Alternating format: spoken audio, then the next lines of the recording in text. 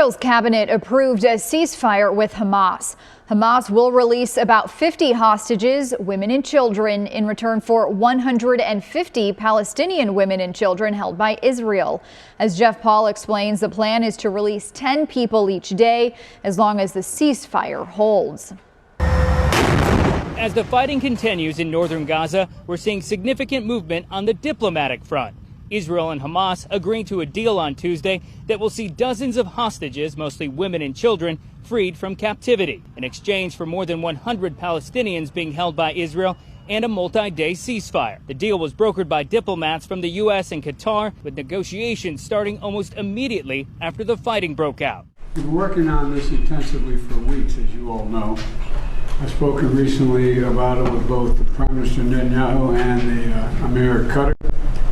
My team has been in the region shuttling between capitals.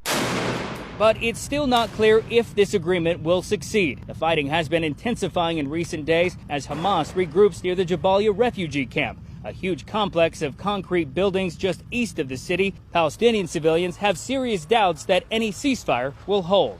Now it is Israel's turn to follow the steps, and in the end, we all know that the Jews never abide by any agreement. And officials here have been saying since the start of the war that any permanent truce will only come after the release of all of the hostages, making it unlikely diplomats will be able to build on this agreement to get a deal for a longer ceasefire.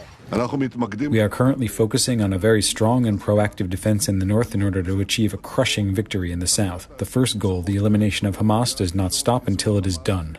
Officials say right now 236 people are being held hostage, roughly 40 of them children.